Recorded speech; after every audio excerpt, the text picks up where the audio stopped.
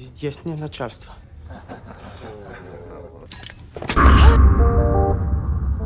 Halo para gabuters, bagaimana kabar kalian? Di sana aman kan? Kalau nggak aman bilang gue ya, biar gue datang sekarang nih.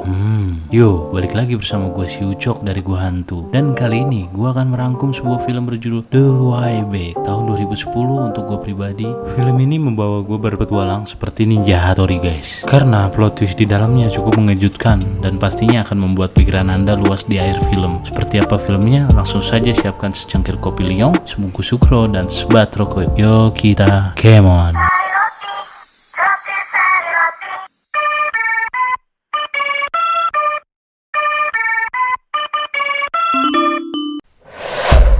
Film keluaran tahun 2010 ini berkisah tentang sekelompok tahanan yang melakukan perjalanan sepanjang 6.437 km dari Siberia ke India. Yang jelas ini bukan piknik guys, atau jalan-jalan sore yang pasti. Dan bukan cerita bohong ya, ini adalah kejadian yang nyata yang pernah terjadi di dunia. Kalian bayangin aja guys, 6.437 km itu sejauh apa? Ditambah lagi, sepanjang perjalanan, mereka harus melalui beberapa cuaca, mulai dari badai salju, badai pasir, dan kekeringan. Ditambah lagi, mereka dilanda kehausan dan kelaparan di tengah-tengah perjalanan mereka yang sangat amat parah. Perjalanan ini dilakukan pada tahun 1941 yang berarti belum ada teknologi macam-macam seperti sekarang ini, main Among Us dan main PUBG kali ya. Ditambah lagi negara mereka sedang dalam masa perang dunia kedua. Kalau ibarat game mah, ini levelnya udah tingkat dewa loh guys. Film diawali dengan adegan yang cukup lama. Ada seorang pria yang sedang diinterogasi di ruangan sempit dengan tuduhan sebagai mata-mata. Pria ini bernama Janus. Uni Soviet sebagai pemerintahnya tahu kalau dia nggak bakal mau menjawab pertanyaan mereka. Maka dari itu, mereka menyeret istrinya untuk diinterogasi. Apa yang dilakukan Uni Soviet terhadap istrinya sampai akhirnya mengkhianati anjing tukang samai. Lanjut. Sampai akhirnya istrinya mengkhianati dan mengatakan kalau ia adalah anggota partai komunis yang memata-matai Stalin. Sebagai hukuman, dia dan tahanan lainnya dikirim ke penjara di Siberia selama 20 tahun lamanya. Siberia dipilih sebagai tempat tahanan karena tempatnya yang benar-benar terpencil dan dikelilingi alam liar. Dan suhunya yang dingin mampu membuat setiap orang yang kabur mati di perjalanan. Di samping itu, juga mereka memberikan imbalan untuk warga sekitar jika mereka berhasil menangkap tahanan yang kabur hidup ataupun mati. Dan dari sinilah awal mulai mimpi buruk dimulai untuk Janus. Tidak cuma keadaan di luar tahanan yang menyeramkan, ternyata keadaan di dalam tahanan juga nggak kalah kejamnya. Loh guys, saat jam makan tiba, mereka antri untuk mengambil jatah makanan. Yang di sisi lain ternyata ada juga orang-orang dengan penyakit rabun senja. Mereka ternyata bisa seperti itu karena mereka kelaparan dan kekurangan vitamin. Sampai di sini kita tahu bahwa situasinya hidup di dalam penjara ini, bahwa makanan sangatlah penting untuk bertahan hidup. Secuil roti juga sangat berarti demi bisa bertahan sampai keesokan harinya. Seperti Smith yang memikirkan diri sendiri ketika makanannya hampir diambil oleh orang yang sedang kelaparan, sampai Janus melihat kejadian ini merasa kasihan dan memberikan setengah makanannya kepada tahanan itu. Dan Smith berkata kalau kebaikan Janus seperti itu bisa membunuhnya di sini. Selang beberapa saat, Janus kemudian mendapatkan teman baru yaitu Andrei. Dia adalah seorang aktor yang ditangkap karena filmnya menyinggung pemerintahan Stalin. Kejam banget gak sih guys? Cuma karena berakting aja bisa dipenjara, apalagi Dan Smith juga menurut Andrew ditangkap karena merupakan orang asing yang berasal dari Amerika. Sepele banget ya, orang asing dipenjara, tentang digit juga dipenjara ya. Sadis banget sih emang. Tapi mungkin hal itu terjadi pada waktu itu guys. Kalau dibandingkan tindak kriminal Janus sama Andrew, ternyata nggak ada apa-apanya dengan Valka dan Apuharaur. Andrew bilang mereka adalah sekumpulan pembunuh dan begal. Mereka bisa dibilang orang yang berkuasa di penjara karena bos mereka adalah orang-orang yang sangat kaya. Dan buat Valka sendiri, dia nggak akan segan-segan menyakiti orang untuk dapat apa yang dia mau. Seperti ketika dia menginginkan sweater tahanan orang lain, dia langsung mengambilnya secara paksa dengan membunuhnya. Pertemanan Andre dan Janus pun yang makin dekat bikin mereka percaya satu sama lain buat membahas soal rencana kabur. Andre ternyata udah punya banyak info soal titik lemah penjara. Namun masalahnya adalah tujuan mereka selanjutnya. Beberapa sisi mereka tahu utara dan barat, dan timur masih kekuasaan Soviet. dan tujuan terbaik mereka adalah pergi ke selatan melewati Danau Baikal dan langsung ke perbatasan Mongolia. Setelah rundingan itu, mereka pun memutuskan untuk menimbun makanan terlebih dahulu. Selain mereka berdua, Janusz bilang dia juga ingin mengajak teman-teman dalam pelarian ini. Hari demi hari mereka lalui dengan rutinitas menjadi pekerja penebang kayu. Tokoh Smith meski yang di awal terlihat kejam, tetapi juga punya sifat pemberani yang gak dimiliki semua orang. Hal ini ditunjukkan ketika para tahanan terjebak di sebuah badai salju. Di sini banyak yang mati kedinginan setelah dipaksa terus berjalan. Smith yang tahu cuaca ini bisa saja membunuh mereka semua, mengusulkan untuk berlindung di pepohonan. Namun si penjaga menolaknya dan menyuruhnya tetap berjalan. Smith pun membantah kalau penjaga itu nodongin pistol dan malah pergi ke pepohonan. Karena si penjaga juga nggak mau semakin kehilangan banyak orang, akhirnya pilihan terbaik ikut ke hutan dan membuat kemah sementara. Nah, di adegan inilah Janusz, Smith, Joran, dan Cassie saling berkenalan untuk pertama kalinya. Meski selamat dari badai salju, namun malamnya para penjaga masih punya sedikit dendam sama Smith. Makanya dia sama Janusz pun dipindahkan ke tempat kerja yang lebih berbahaya, yaitu pertambangan. Udara yang pengap dan banyaknya ledakan benar-benar bikin Janusz gak berdaya sampai ia berhalusinasi. Karena udah gak tahan lagi, ia pun mulai bicara pada Smith tentang rencana kaburnya bersama Andre. Namun Smith langsung memotongnya dan bilang kalau Andre itu pembohong dan selalu membicarakan tentang rencana pelariannya terhadap tahanan-tahanan baru. Namun, meski begitu Smith siap ikut bersamanya jika memang Janusz serius untuk kabur, karena menurut Smith sifat baik Janusz akan berguna untuknya nanti. Beberapa hari setelah itu, malamnya Janusz membicarakan kembali tentang rencana dan seperti yang diduga, Andre ternyata emang seorang yang penakut. Pasalnya, saat Janusz mengajaknya untuk pergi, dia banyak alasan, entah itu soal makanan ataupun jarak perjalanan yang jauh. Percakapan mereka yang cukup keras ini terdengar oleh Valka dan membuat Valka berpikir untuk bergabung dengan rencana mereka. Di sisi lain, Smith bernegosiasi dengan napi yang bertugas menjaga genset listrik, dan dia mengatakan kalau peluang Smith cuma 10 menit untuk kabur setelah genset dimatikan. Dan akhirnya setelah semuanya beres, Janusz dan yang lainnya sepakat memutuskan untuk pergi ketika badai salju. Karena menurut Janusz, badai salju ini dapat menutup jejak kaki mereka saat mereka kabur. Selang berapa lama, ketika mereka menunggu waktu yang pas, ternyata Valka datang dan mengancam Janusz agar membiarkannya ikut bersama mereka dan gak ada pilihan lain selain mengizinkannya ikut karena Janusz tahu Valka bisa saja membunuh atau melaporkannya jika keinginannya tidak terpenuhi. Tibalah momen di mana mereka kabur dan memotong kawat pagar, dan benar saja, mereka akhirnya berhasil selamat dari para penjaga dengan adanya badai salju ini. Singkat cerita, mereka berhasil kabur sepanjang 20 km.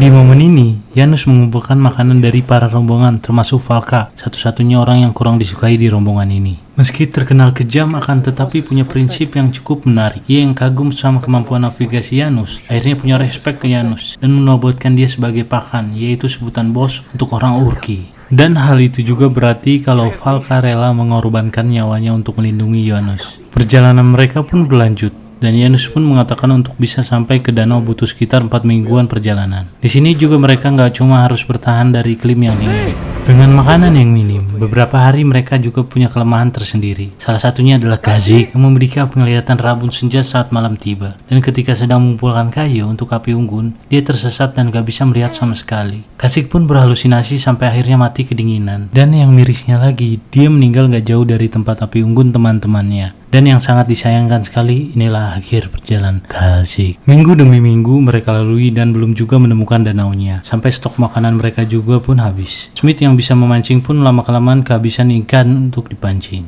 Nah, kok bisa mancing? Jadi Smith membuat kail pancingan dari kawat yang mereka potong di penjara tadi. Dan bagaimana mereka bisa membuat api?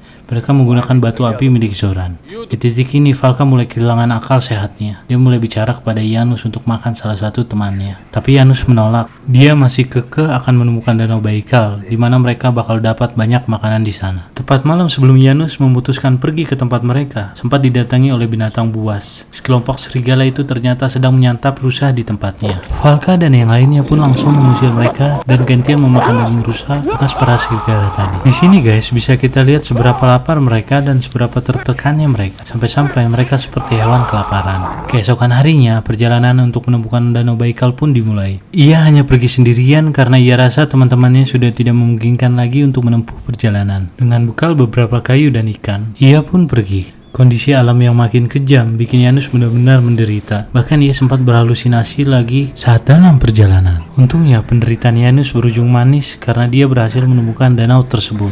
Setelah semingguan lebih, Janus pun kembali ke Smith dan kawan-kawan dengan membawa kabar baik. Ya, walaupun kondisinya datang dengan sangat mengkhawatirkan. Beberapa hari sebelum sampai di Danau Baikal, di tengah perjalanan, mereka diikuti oleh seorang misterius. Ternyata ia adalah perempuan Polandia yang juga kabur dari Uni Soviet. Sama kayak Janus dan kawan-kawan. Dia juga tersesat dan gak punya makanan. Setelah mengikuti sampai danau, wanita yang bernama Irene ini akhirnya diterima baik oleh mereka. Namun Smith berpikir dan menganggap kalau Irene ini hanya akan menjadi beban perjalanan nantinya. Di Danau Baikal, mereka menetap selama beberapa hari. Tujuannya adalah untuk mengumpulkan energi dan membersihkan diri, mulai dari mandi, mencuci baju, hingga mencukur rambut. Perjalanan pun berlanjut, dan di sini Smith mulai menanyakan asal-usul Irene. Irene menjelaskan tinggal di peternakan dekat bangsawan. Dan orang tua Irene mati dianiaya oleh orang Soviet. Hanya saja di sini, Smith bukannya simpati. Pasalnya, Warsawa adalah daerah kekuasaan Jerman bukan Soviet. Smith yang sadar soal itu bilang ke Irene untuk jangan membohonginya lagi. Tiba saat mereka sampai di suatu pemukiman. Valka langsung berinisiatif untuk pergi ke pemukiman itu. Tapi Yunus tidak sependapat karena menurut orang-orang di sana bisa saja menangkap ataupun membunuh mereka. Valka yang berani dan sedikit arogan ini tentu saja nggak peduli dengan perkataan Janus dan tetap pergi untuk mencari makanan. Setelah hilang beberapa saat, Valka kembali dengan banyak hewan untuk dimakan. Teman-temannya kembali kalau Valka telah membunuh seseorang di pemukiman itu. Setelah melihat noda darah di bajunya, Valka ngotot dan bilang kalau itu adalah darah anjing. Valka juga sempat nyuri minuman keras untuk memperingati ulang tahunnya. Sampai sini, mereka pun akhirnya bisa kembali makan bersama. Di sini Irene mengaku kalau dia berbohong soal masa lalunya. Jadi, Irene sebenarnya adalah seorang anak dari orang Polandia yang punya paham komunis. Mereka sempat hidup enak sebentar di Moskow, tapi tiba-tiba orang tuanya ditangkap dengan tuduhan sebagai mata-mata. Dan setelah itu, Irene pun mengatakan kalau hidupnya nggak jelas, berada di jalanan tanpa arah. Hari demi hari, mereka berjalan untuk menuju perbatasan. Kehadiran Irene yang awalnya nggak dirasa berguna justru bikin dampak besar untuk kelompok para tahanan ini. Sifatnya yang terbuka dan mudah bergaul membuat semua orang simpati dan dekat dengannya. Bahkan sampai bikin Smith terharu ketika kakinya dirawat. Dan ngomong-ngomong soal Uni Soviet, Valka adalah satu-satunya orang di kelompok ini yang masih membela rezim Stalin. Makanya, ketika sampai di perbatasan antara Soviet dan Mongolia, Valka memutuskan untuk berhenti walaupun dia tahu bisa saja tertangkap. Namun, menurutnya hal itu bukan masalah. Setidaknya dia bakal menetap di penjara yang lebih baik dari penjara yang dulunya. Dan ini merupakan terakhir kalinya kita melihat Valka, guys. Sayang banget sih, karena meski dia kejam dan juga arogan, tapi karakternya menarik menurut Mimin. Akhirnya, mereka tiba juga di Mongolia. Namun nyatanya ini bukan akhir dari perjalanan mereka. Ternyata Mongolia juga menganut paham komunis, dan tentunya tempat ini bukan tempat aman untuk mereka tinggali. Kadang juga kelihatan makin parah ketika mereka menemukan sebuah kuil yang hancur gara-gara dirusak oleh para komunis. Andre yang merupakan pendeta merasa sedih melihatnya karena kerusakan seperti ini juga sempat terjadi di daerahnya. Sampai sini mereka bingung mau kemana. Dan untungnya Janus punya ide yang brilian sekaligus nekat. Dia memutuskan untuk membawa kelompoknya menyusuri pegunungan Himalaya menuju India. Dengan itu, mereka bisa meminta perlindungan dari militer Inggris yang sedang menduduki India. Dan dari sinilah perjalanan kedua mereka dimulai, sekaligus harus kembali menghadapi kelaparan dan cuaca yang lebih ekstrim lagi. Perjalanan mereka berlanjut dengan sebotol air harapan mereka. Berbeda dengan daerah Siberia yang dingin dan penuh air, di sini mereka harus bertahan di iklim yang kering dan panas. Beberapa hari saja ternyata bekal air itu sudah habis, dan saat di tengah perjalanan, Smith terlibat cekcok dengan Janus tentang sumber air, yang terlihat seperti Fata Morgana, tapi untungnya Janus salah karena apa yang mereka lihat ternyata adalah oasis. Mereka pun akhirnya beristirahat dan mandi untuk menyegarkan diri sekaligus bermalam di sana. Tapi setelah berunding dan mereka tahu tidak ada bekal makanan hanya air saja, maka jalan terbaiknya adalah melanjutkan perjalanan. Botol yang ada pun mereka isi semua dengan air. Namun ternyata persediaan air mereka harus terbuang sia-sia dengan adanya badai pasir yang melewati mereka. Dari sini kondisi Irene makin lama makin lemah. Tambah lagi kakinya juga membengkak. Meski sempat memaksa berjalan akhirnya terjatuh juga. Yang dibantu sama cuma Vos juga nggak begitu membuahkan hasil karena badan Irene sudah terlalu lemah. Dan akhirnya di sini Irene pun meninggal dan dikuburkan di gurun ini. Nggak ada lagi waktu yang terbuang untuk berhenti dan bersedih. Mereka pun harus terus berjalan selama tubuh dan kaki mereka bisa dipaksakan. Satu persatu dari anggota kelompok ini harus tumbang, guys. Beberapa hari kemudian setelah Irene, Thomas yang kakinya bengkak dan berdarah juga harus berakhir hidupnya di perjalanan. Berapa hari kemudian setelah Thomas, kondisi Smith juga semakin lemah dan parah sampai dia nggak bisa bergerak. Pokoknya di titik ini kalian akan menyaksikan Perjuangan yang benar-benar miris dari 4 orang yang tersisa ini guys. Smith yang sudah lemas dan tidak bisa bergerak lagi menyuruh Yunus untuk pergi, meninggalkannya, namun Yunus menolak, malah menyuruh Foss dan Joran untuk berjalan lebih dulu dan mencari air di pegunungan selanjutnya. Malam pun tiba, dan syukurnya mereka kedua berhasil menyusur Joran. Keesokan harinya, Joran terbangun karena ada ular yang melewati kakinya, dengan harapan ular itu membawanya ke sebuah genangan air. Joran lalu mengikuti ular itu guys. Ternyata benar, mereka bisa menemukan genangan air walaupun bercampur dengan pasir, namun tak ada pilihan lain selain mereka meminumnya. Setelah selesai minum, selanjutnya mereka menangkap ular tadi lalu memakannya. Setelah meninggalkan gurun yang panas dan benar-benar menyiksa, mereka akhirnya berhasil menemukan sungai. Dari sini perjalanan mereka terasa lebih mudah karena mereka bisa mendapatkan air untuk pembekalan. Sampai suatu ketika, entah beberapa hari atau minggu, perjalanan mereka ketika Foss bangun, ternyata mereka secara tidak sadar sudah sampai di tembok besar Cina. Setelah itu, mereka pun bisa sampai juga di perbatasan Tibet. Janus dan kawan-kawan disambut baik oleh penduduk asli sana. Bahkan, mereka sampai diberi makan dan tempat berlindung seperti layak tamu biasa. Di selang mereka bersantai, Janus kemudian menanyakan tentang rute ke India. Dan salah satu penduduk setempat memberitahu kalau ada jalur pegunungan yang bisa mengantarkan mereka ke sebuah desa kecil di bagian sisi India. Dan dia juga mengatakan bahwa orang-orang di sana sangat baik dan bisa memberikan mereka makanan maupun tempat berlindung.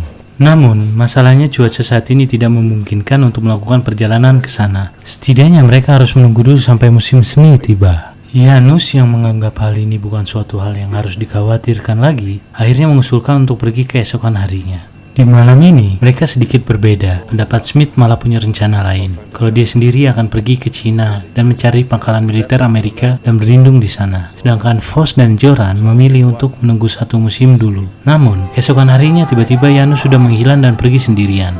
Foss dan Joran yang tahu hal ini langsung buru-buru menyusul Janus. Singkat cerita, mereka pun berjalan melewati rute yang telah diceritakan penduduk Tibet tadi. Dan akhirnya guys, dengan bahagia pun mereka bisa sampai dengan selamat ke desa di pinggiran India dan disambut baik oleh pemerintahan dan warga di sana. Dan itulah akhir dari perjuangan Janus dan Foss dan Joran, berjalan sejauh kurang lebih 6.400 km untuk mencari kebebasan. Beberapa tahun kemudian, tepatnya tahun 45, adalah kemenangan untuk Eropa dan Uni Soviet menerapkan komunisme. Tahun 56, Hungaria bangkit. Tembok Berlin pun dibangun di tahun 61. Dan di tahun 89, komunisme di Polandia hancur dan akhirnya mereka merdeka. Di tahun ini, juga halusinasi yang sempat Janus alami akhirnya menjadi kenyataan. Dan ia pun berhasil bersatu dengan istrinya setelah sekian lama. Itulah bahagia dari kisah nyata dari para tahanan yang pernah menjalani kerasnya mencari yang namanya kebebasan. Setelah nonton film yang satu ini, kalian bisa merasa bersyukur karena hidup di zaman yang gak terlalu kejam seperti saat Perang Dunia Kedua. Teknologi yang udah maju juga udah memudahkan kita buat ngelakuin apapun. Tapi terlepas dari itu, semua cerita yang disajikan film ini emang kuat banget guys. Dari acting dari James Sturges, Colin Farrell, and Ed Harris juga bikin karakter yang mereka peranin itu jadi terasa nyata banget. Ya udah deh, segitu aja dulu. Semoga kalian suka dengan ceritanya ya. Dan terima kasih buat kalian yang udah nonton sampai akhir. Semoga terhibur dan sampai jumpa lagi di video layar tancap.